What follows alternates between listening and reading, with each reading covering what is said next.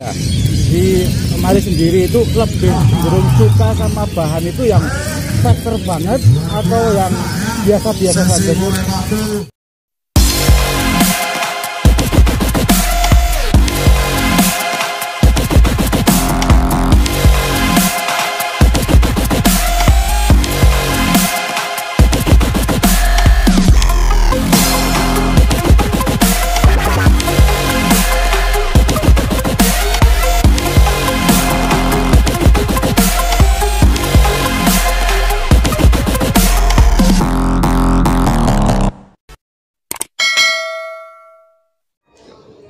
Selamat malam sahabat excellent. Malam ini saya kembali hadir bersama Excellent Bird channel saya ini untuk membahas masalah jantan lagi.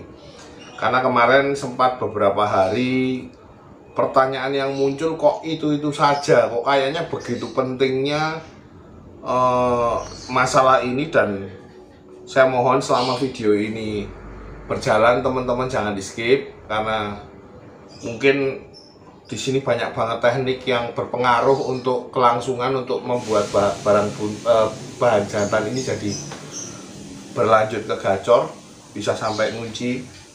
Jadi tolong jangan di skip. Oke teman-teman, mungkin nanti saya dibantu tetap dengan rekan saya yang sama, yaitu Mr. Gilang. Oke Mas Gilang, yuk kita masuk ke pembahasan.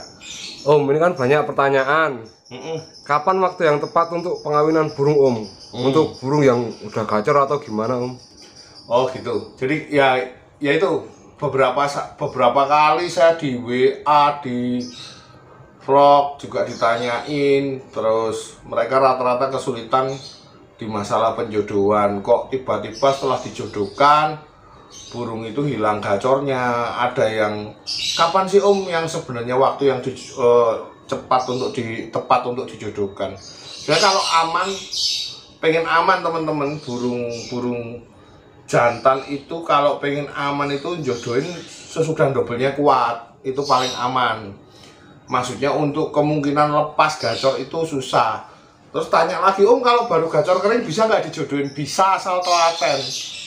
Yang susah itu harus satu, metal tiap hari. Yang kedua, nggak boleh kawin. Lah, kemarin waktu pembahasan vlog dengan Om Novi sudah saya sempat ulik sih sedikit. Saya cuma pengen tahu kenapa Om Novi versus jantan versus jantan. Nah, di sini akan saya terangkan lebih detail bahwa intinya dari pembahasan saya dengan Om Novi waktu itu, yaitu burung jantan itu kalau memang birahinya belum cukup, itu lebih baik tidak dipasangkan boleh, tapi tidak boleh ngawin. Karena kalau kawin mesti lepas birahi, gacornya mesti hilang. Kalau sistem itu nggak tambah birahinya Om? Ya kalau dibilang nambah birahinya, ya tetap nambah. Makanya kan karena itu belum cukup, jadi memang tahapnya memang belum cukup. Jadi ketika birahinya sudah cukup nanti memang dilepas lagi dari pasangan yang sekarang dipasangkan gitu loh. Rata-rata yang paling mudah sih seperti itu. Atau yang paling mudah lagi dipasangkan hanya beberapa saat, habis itu dicabut di single lama 1 harian full, bahkan kalau sebisanya masuk hanya sesaat, cabut lagi seperti itu, hanya malam aja. Itu paling aman, jadi burung nggak kawin. Intinya gimana caranya kita memasangkan burung kalau belum dobelnya kuat, itu jangan kawin. Bisa versusnya nih yang pertama bisa dari PAUD. Dengan PAUD bisa, tapi cari yang jodoh. Dengan betina yang trouble malahan. Betina yang trouble ini maksudnya gimana itu Om? Betina yang trouble itu betina yang susah dikawin. Bisa sedikit galak, bisa nggak jodoh, bisa yang penting galaknya jangan parah. Bisa betina yang susah dikawin, mungkin dia egg bending atau nelur, dia susah birahi, itu bisa dengan jantan versus jantan. Itu untuk mempertahankan supaya burung itu tetap gacor gitu. Kalau pengen dijodohin untuk sementara, bahkan dijalankan lapangan dengan 3 versi ini pun bisa, walaupun prosesnya butuh proses ketika burung itu sudah enak. Nah kalau ciri-ciri burung yang siap untuk dikawinkan Om, jadi misalnya apakah udah dobelnya kuat terus apa atau gimana Om, biar lebih detail lagi. Intinya gini Mas, tetap kalau sebenarnya saya sudah sering bahas, bagi teman-teman yang nonton vlog ini jangan lupa inti yang utama ketika kita menjodohkan satu, dobelannya udah kuat, udah keluar dobelan pun kalau misalnya dia sampai kawin terlalu awal kadang hilang. Kalau bisa sih dobelannya udah kuat. Misalnya kalaupun mau dijodohin nih, pengen jodohin biar nggak terlalu lama, dobelannya belum kuat, boleh. Tapi syaratnya dia mungkin dipisah hampir seharian. Dari pagi begitu ngembun, pagi udah dicabut. Nanti malam banget lah istilahnya, dengan mau tidur baru dimasukin. Tujuannya apa? Supaya dia jangan kawin dulu. Supaya dia single, nanti birahi naik lagi, gacor lagi, itu terus tiap hari dilakukan seperti itu terus. Jadi kayak gitu intinya. Om, apakah ada EF atau perubahan pakan bijian pada saat pengawinan Om? Misalnya ditambahi apa agar cepat tumbuh lebih enak. Ini juga penting. Sebenarnya ini rumus kalau menurut saya bagi teman-teman nih. Biasanya kalau yang coba lihat vlog-vlog saya sebelumnya. Biasanya kalau millet putih naiknya tuh nggak terlalu drastis, tetap dinaikkan. Ketika penjodohan supaya burung itu birahinya nggak lepas, misalnya mungkin dia kecolongan kawin atau gimana, bagi yang pakai betina itu dia biasanya dinaikkan. Kalau yang millet putih biasanya ditambahin kenarisit. Kalau yang pakan misalnya pakannya agak kenceng ya dinaikin agak kenceng lagi sedikit, supaya ketika terjadi proses perkawinan burung ini birahinya masih tetap stabil di situ. Gitu Mas. Jadi untuk EF jagung tetap single maupun pasangan tetap harus diberi 2 sampai 3 hari sekali rata-rata saya kalau beli. Berarti seminggu 2 kali ya Om? Ya seminggu 2 kali lah. Kita buat simpel aja, jadi nggak usah pusing-pusing garap jantan itu. Kalau punya Om tuh ada pakan racikan khusus nggak Om? Nah saya tetap Mas, bukannya promosi nih teman-teman, kalau pakan tepat excellent ini kalau untuk ngunciin burung top banget. Terutama untuk jodohin. Nggak promosi Mas, saya beberapa kali nih teman-teman ngunci pakai pakan saya itu tak full ngunci, tapi walaupun itu ada risikonya juga. Jadi pakan tinggi juga semua berisiko ya teman-teman. Jadi jangan berpikir bahwa, makanya hilangin dulu konsep, bolak-balik saya tanamkan, hilangin dulu konsep jebol birahi. Hilangin konsep jebol birahi di kepala supaya kita tidak kesasar, tidak salah arah. Jadi ketika pemasangan burung itu sudah ngunci, sudah enak dicabut, petal enak dibawa ke gantangan, udah mulai jalan, waktunya diturunkan pelan-pelan. Kalau tidak diturunkan, risiko burung itu akut tinggi sekali. Mungkin bisa nguap aja kena angin, mungkin bisa jilatin cepuk, mungkin bisa akhirnya cuman melet. Jadi risiko pakan tinggi itu cukup besar. Jadi sebaiknya kalaupun pemberian pakan di tempat saya itu rata-rata kalau untuk jantan single Mas, dengan pakan excellent itu perbandingannya, kalau yang saya terakhir temukan malah yang paling efektif, yang paling aman 1:3, 1:2, enggak 1:1. Walaupun waktu di pakan ini belum saya rubah sih, di kemasan itu aturannya 1:1. Tapi yang paling aman 1:2, 1:3. Itu satu lebih ngirit dicampur millet kiloan, yang kedua burung lebih aman, birahinya nggak gampang langsung muncak terlalu over. Kalau EF nya cuman jagung itu aja Om? Seminggu 2 kali, seminggu 3 kali tuh? Gini, nanti di akhir vlog kan bahas masalah cuaca. Oh iya, Bahas masalah cuaca. Itu ada sangkut pautnya sama F. Saya pakai timun terakhir ini dari beberapa kali saya coba pelajari. Kebetulan ada temen yang pakai timun juga. Lah saya coba nih belajar pakai timun, pengen tahu tuh pengaruhnya timun di situasi yang dingin ini seperti apa. Lah jagung, rata-rata sih jagung. Cuman timun saya baru nyoba beberapa burung sih. Beberapa burung saya coba pakai timun, dan rata-rata burung tertentu yang saya hanya pakaikan timun.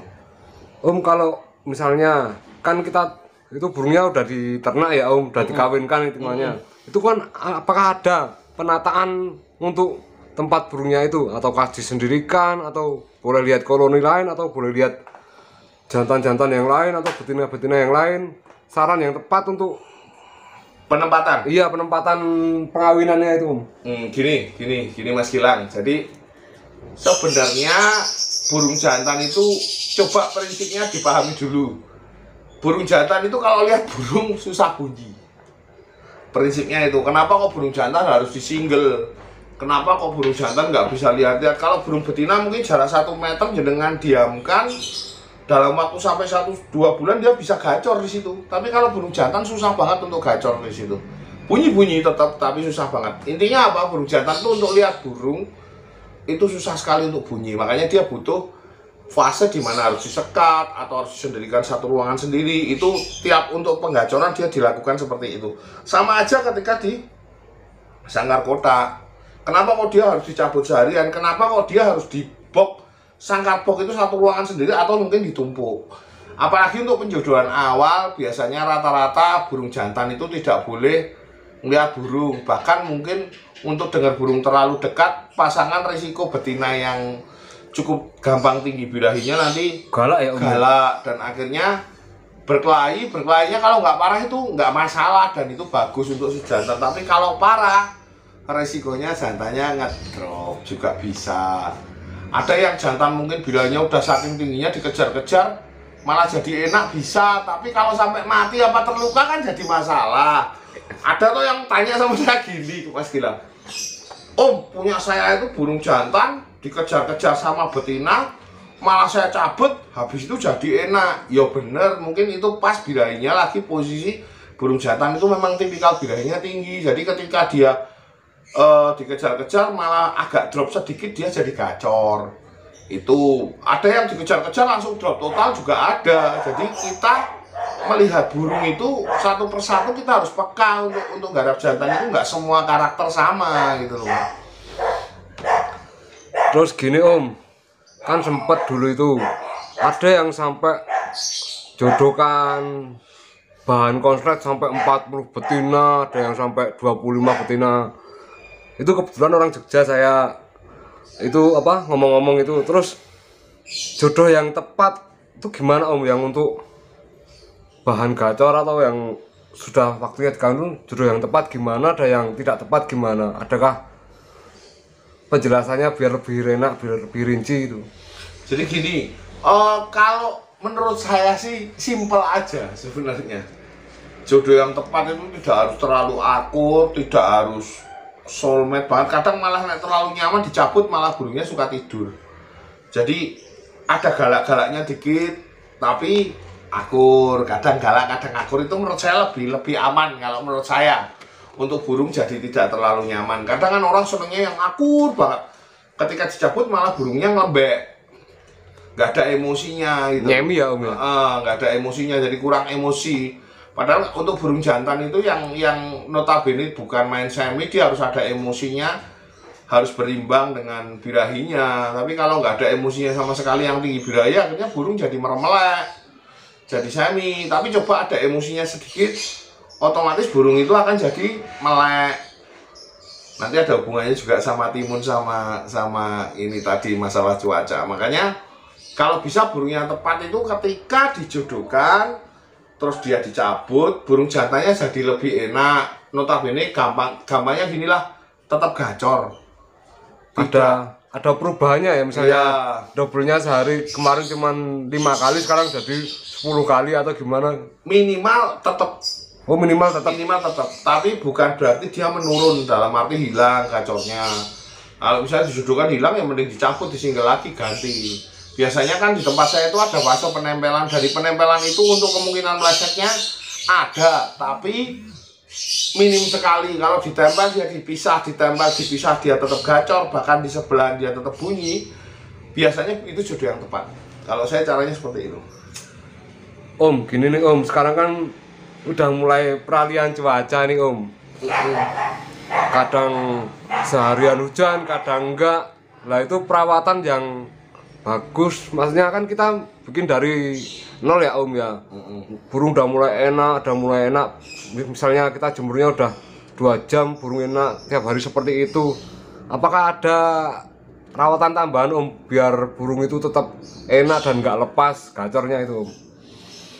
Jadi gini Mas, intinya kalau burung jantan, kalau menurut saya loh, burung jantan itu selama di dalam ruangan ataupun di posisi dia tidak digacorkan, dia dingin, Tapi ketika dia digacorkan itu posisinya agak anget, dia akan hidup.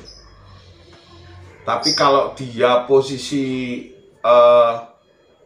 dulu sebenarnya ini pembahasan ini pernah sih Om Riyadi Wonosobo pernah ngomong kalau bisa di bawah gantangan dingin, di atas agak panas. Tujuannya apa? Karena burung jantan itu ketika dikasih sedikit panas ketika di bawahnya dingin atau di tempat sebelum penggacorannya dia dingin, ketika keluar dia di tempat panas dia akan hidup, dia akan nyala. Makanya banyak sekali burung jantan itu ketika cuaca mendung rata-rata nggak jalan. Untuk jantan yang baru jalan lapangan awal atau mungkin cuaca mulai redup, dia mulai sore, dia susah jalan.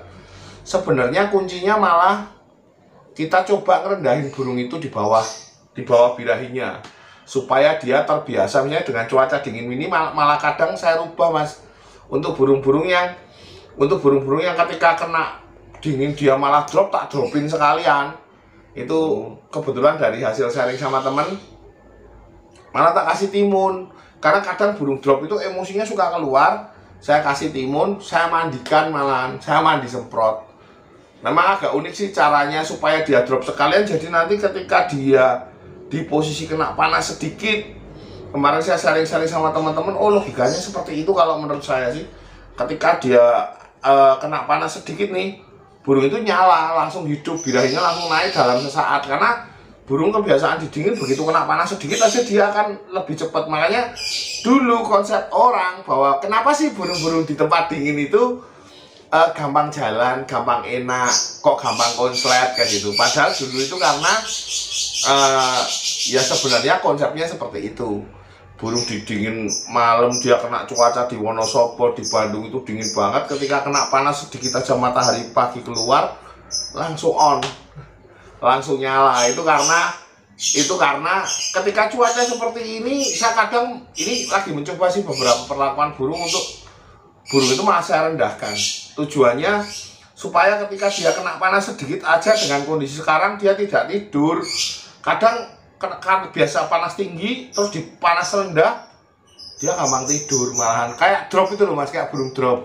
Tapi karena dia terus dengan ritme perubahan seperti ini, memang awalnya ketika perubahan saya lakukan dengan sistem dingin ini beberapa burung, ya awalnya memang aku sempat apa ya, sempat agak bingung juga kok malah burung ini perubahannya nggak ada, malah rada ngedrop. Tapi setelah burung ini beberapa hari terbiasa didinginkan, disemprot dengan ditambahin dingin paginya, terus dicas untuk naikin emosinya, istilahnya dijamper, dipisah, terus dikena jemur pagi dia langsung on.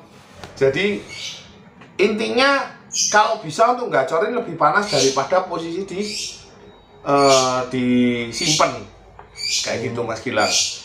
Apakah nggak bahaya tuh loh ketika kita main di daerah panas terus nanti kan langsung naik? Sebenarnya itu memang berisiko mas. Jadi apa yang kita perlakukan itu ke burung itu risikonya memang ada risikonya masing-masing. Jadi biasanya makanya burung konslet nih yang baru jadi awal, dia sudah konslet betul, sudah jalan lapangan stabil di daerah dingin, biasanya dibawa ke panas. Untuk kemungkinan burung itu rusak tinggi sekali, gitu loh. Makanya biasanya burung yang aman itu malah burung dari daerah panas ke panas, atau jangan, kalau panas ke dingin malah lebih enak. Biasanya birahinya lebih ke kontrol, gitu loh. Iklim panas ke iklim dingin. Tapi kalau iklim dingin ke iklim panas, biasanya ada faktor resiko untuk burung yang belum ngunci total, mungkin jadi lebih cepat ngunci. Tapi juga risikonya lebih cepat akut kan gitu, karena panas itu buat burung itu tambah konsletnya tambah dalam kalau menurut saya loh. Kalau yang buat dijodohkan itu tadi om, kita kan tadi bahas penjodohan, itu artinya pengaruh nggak om kalau perubahan cuaca seperti ini om? Kalau saya sih ya mas, kalau saya biasanya kalau burung itu belum enak banget ya jangan dijodohin dulu, apalagi dengan kondisi dingin seperti ini. Maksudnya yang udah terlanjur dijodohkan terus om, udah waktunya dijodohkan, pas untuk waktunya dijodohkan terus itu perubahan cuaca seperti ini pengaruh nggak tuh? Ya sebenarnya ada pengaruh, makanya biasanya nanti perubahan cuaca, kuncinya biasanya ngunci enaknya malah ketika cuacanya udah mulai berubah panas. Karena dia dari dingin, situasi yang seperti ini dia ke panas, dia biasanya lebih cepat ngunci Mas. Jadi makanya mungkin sekarang ya rada sabar nih burung-burung garap, burung-burung dengan kondisi cuaca yang nggak menentu seperti ini memang agak susah.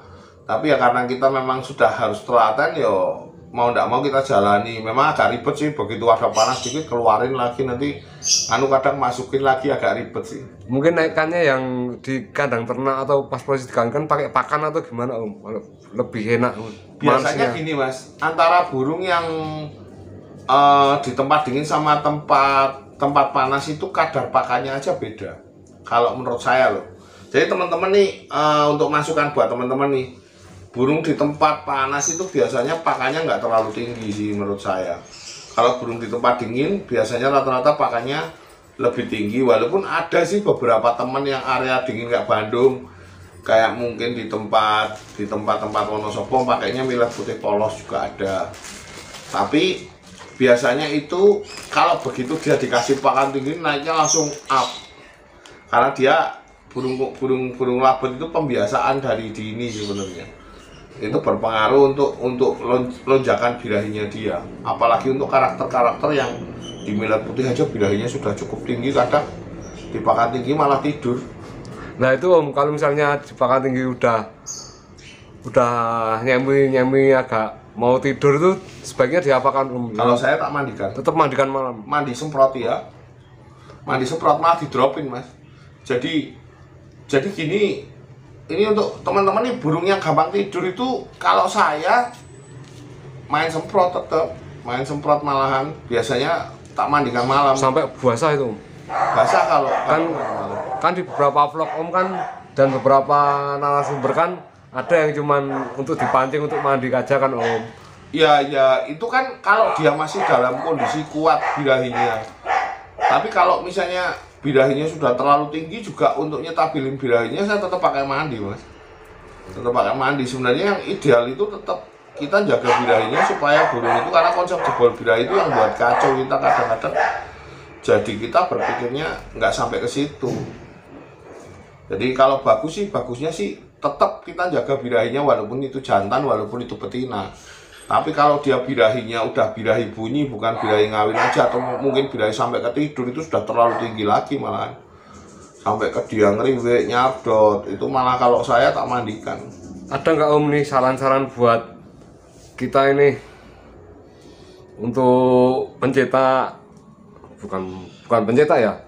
Proses ya, memproses untuk penikmat proses jantan ini Om, agar lebih semangat, lebih greget. Jadi gini nih, buat sahabat-sahabat excellent, buat teman-teman pemain jantan konslet apalagi maupun betina konslet, intinya gini, mau betina mau jantan intinya tetap dikontrol birahi satu.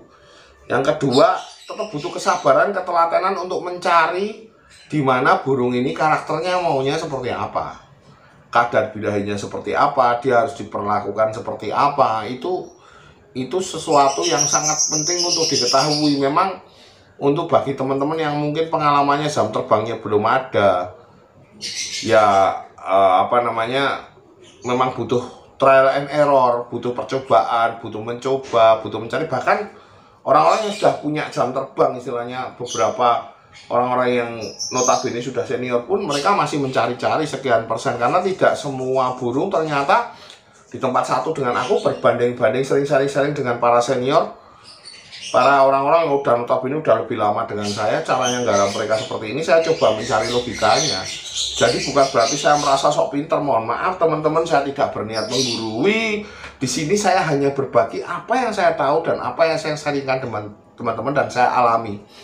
Jadi memang kita butuh jam terbang, trial and error, dan tidak bisa dipungkiri kita harus membaca karakter burung. Itu yang tingkatan paling sulit garap burung konslet. Untuk processing bahan itu paling sulit justru membaca karakter. Karena tiap burung satu dengan yang lainnya bisa beda-beda. Saya pernah jelaskan di vlog jantan part 2 apa 3 ya? Ketiga kalau nggak salah. Jadi ada 10 burung bahan jantan, itu kalau di tangan kita dengan pola rawatan yang sama A gitu misalnya ya, yang jadi cuma 2 atau 3 atau 1 bahkan mungkin. Tapi ketika yang 7 sisanya ini aku nggak cocok dengan rawatannya, aku selempar ke orang lain, mungkin 7 itu ada yang jadi. Jadi kita butuh tahu Sebenarnya kenapa toh? Apakah beda karena beda apa? Ya karena beda pola perawatan berpengaruh pada karakter si burung. Jadi kalau misalnya burung itu karakter bedanya tinggi, sampai tidur kita lakukan tetap panas terus, ya burung tambah gak karu-karuan setauku. Apakah settingnya mungkin yang 2 ini yang jadi ini sama yang 8 sisanya ini pikirnya sama, diperlakukan sama? Belum tentu, nggak bisa burung yang 8 ini jadi, karakternya beda. Jadi memang harus butuh apa ya, kejelian. Ketika burung ini diperlakukan seperti ini kok kurang enak, ya kita perlakukan rubah. Kita harus banyak mencoba dan banyak teknik. Tapi jangan, kalau misalnya burung sudah enak, jangan terus rubah-rubah teknik. Yang saya maksudkan nanti takutnya malah kesasar, malah jadi nggak karu-karuan burungnya. Jadi kalau memang burung udah enak nih satu teknik ya udah jalani itu gitu loh, jalani itu. Kalau udah punya satu orang yang bisa ngarahin, udah bisa nganu dan burungnya memang jadi lebih enak dan cocok, berarti teknik itu cocok untuk burung itu gitu loh. Jadi kita jangan mudah juga goyang gitu loh. Kalau memang burungnya nggak berubah-berubah, mungkin ada cara yang salah. Kita harus sering mencoba lah intinya, berani mencoba. Kata Heri Purnomo, guru saya, itu burung jantan konslet itu datang dari segala macam arah. Itu paling cakepnya di situ, karena memang karakter intinya sama sih sebenarnya. Intinya karakter burung itu beda-beda, jadi memang butuh segala macam cara dan proses yang berbeda. Mungkin jadi teman-teman kadang-kadang ada yang debat, wah burung saya tuh nggak dijemur, burung saya dijemur kok jadi semua, dua-duanya jadi. Ya mungkin tipikalnya beda. Burung saya dipakan rendah, pakai mandi, yang satu dipakan tinggi, pakai jemur kenceng, kok jadi. Bukan berarti caranya yang dipakan kenceng atau pakai jemur itu salah, atau mungkin makanya butuh penalaran atau logika atau pemahaman yang benar ke burung. Tapi kalau burung saya itu rata-rata saya standarkan seperti itu. Nanti ketika ada perubahan baru, maksudnya ada perubahan tuh ada ke arah kok ini burung jadi nggak enak, lah itu baru saya rubah. Karena burung saya banyak sekali, jadi ngamatin satu-satu agak susah. Tapi yang sudah cocok dengan karakter perawatan saya mulai fokusin, nanti sisanya saya rubah-rubah kayak gitu. Kayak gitu Mas Gilang.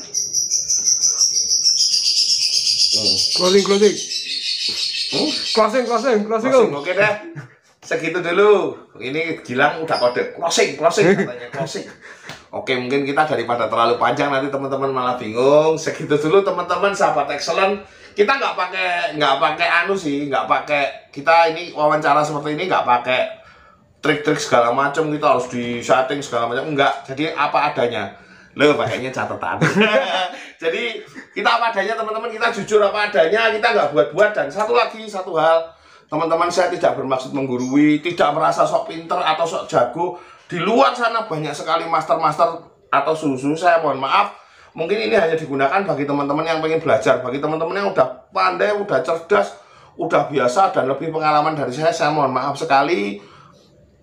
Jangan dilanjutin nonton video ini, enggak apa-apa. Yang penting bagi teman-teman yang betul-betul membutuhkan, saya berharap ini bisa berguna dan berkah buat teman-teman. Sekian dulu, selamat malam, salam minor, masuk akal.